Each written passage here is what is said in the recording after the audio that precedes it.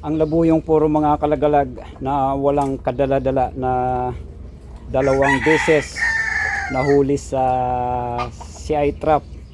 At kung makikita nyo mga ka-hunter, lugo na yan. Pero sumalpok pa ito. Update ko lang sa inyo yung pangalawang huli niya noong June 1. So ngayon ay June 7. So ilang araw na nakalipas ay ito na yung ating labuyong patsihan na purong-puro na wala ngang kadala-dala.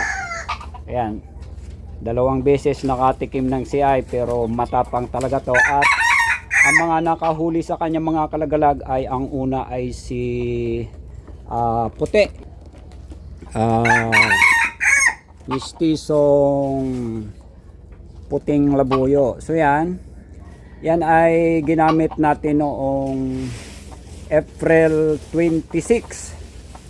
Nakuha niya itong ating patsihan, mahigit magdadalawang oras bago sumalpok. At sa pangalawang pagkakataon ng mga kalagalag, itong patsihan natin ay nahuli nung ito ay alpa sa atin nung maputol yung kanyang pamaa.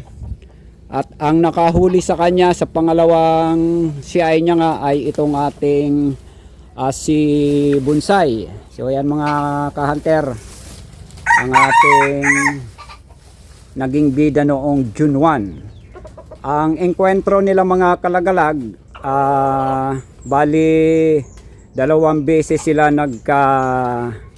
enkwentro dito lang sa likod bahay namin. Dahil nung May 31 ng umaga ay kinati natin ito mga kalagalag. Kinati natin. Ito ay napasalpok niya agad kasi itong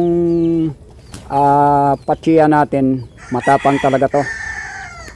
Ito ay sumalpok agad sa ating si Bonsai. At ito mga kalagalag ay sa dulo lang ng pakpak na silo. Kaya sa pagpipiglas, kahit umigpit yung direct ring natin ay nakawala itong ating si patsiyan. At sa pangalawang pagkakataon nga mga idol, June 1, 5 AM ng umaga, at sinet up natin to si Bonsai. Nakuha natin sa madaling oras lang, 18 minutes point 12 seconds sumalpok na itong ating si patsiyan. At doon nga mga idol, muli natin itong nasiay sa dalawang beses na pag hunting natin sa kanya. At yan mga kalagalag ang kwento ng patsihan nito na nagkaroon ng magandang istorya mula kay puti sa ating mistiso na puting labuyo. Unang nakahuli dito kay patsi, at ang pangalawang umuli sa kanya nang siya ay maka-alpas sa atin, maputol na ang kanyang pamaa, ay itong si Bonsai. Yan lang mga kalagalag ang update ko sa inyo na itong patsiya na to, nung makuha natin to ng April 26, 2016 ay lugo na siya dati pa. So ngayon mas lugo na siya. Pero sa sobrang tapang nito ay sumalpok pa ito sa ating si Bonsai. So yan ang itsura niya mga kalagalag. May team na ang kanyang leg. So napakaganda yung kaliskis nito.